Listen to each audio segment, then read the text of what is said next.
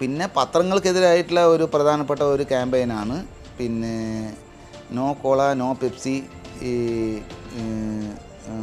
No Malayala Manorama, no Mathrubhumi. പ്രധാനപ്പെട്ട 2 പത്രങ്ങളാണല്ലോ. നമ്മുടെ ഈ സമരം തുടരാനുണ്ടായ കാര്യം, അതായത് ഹൈക്കോടതി കൊക്കക്കോള നിരോധിച്ചതിന് ശേഷവും കൊക്കക്കോള കമ്പനി സ്വമേധയാ പ്ലാച്ചിമടയിൽ നിന്ന് പിന്മാറിയ ആ സാഹചര്യത്തിലും വീണ്ടും ഈ സമരം തുടരാൻ കാരണം എന്താണെന്ന് വെച്ച് കഴിഞ്ഞാൽ, ബാധിക്കപ്പെട്ട ഇരകൾക്ക് ആവശ്യമായിട്ടുള്ള നഷ്ടപരിഹാരം ലഭിക്കണം എന്നുള്ളത് കൊണ്ടാണ്. ആദിവാസികളുടെ നേതൃത്വത്തിൽ നടത്തിയ ഒരു സമരം ആയതുകൊണ്ടും ഏറ്റവും ദുർബലരായ ആദിവാസികളായതുകൊണ്ടും മാത്രമാണ് ഈ സമരത്തിന് ഇത്ര വലിയ പിന്തുണ കിട്ടാൻ കാരണം.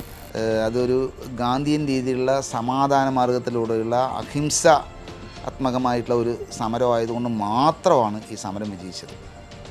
കമ്മ്യൂണിസ്റ്റ് പാർട്ടികൾ, കമ്മ്യൂണിസ്റ്റ് മാർക്സിസ്റ്റ് പാർട്ടികളെല്ലാവരും തന്നെ ഈ പറയുന്ന എന്താണ് പറയുക, അടിസ്ഥാന വർഗത്തിൻ്റെ രക്ഷകരാണ് എന്നാണ് നമ്മൾ പൊതുവെ മനസ്സിലാക്കിയിട്ടുള്ളത്, നമ്മളെല്ലാം പഠിച്ചു വന്നിട്ടുള്ളത്. യഥാർത്ഥത്തിൽ അവർ കോർപ്പറേറ്റ് ഏജൻറ്റുമാർ മാത്രമാണ്.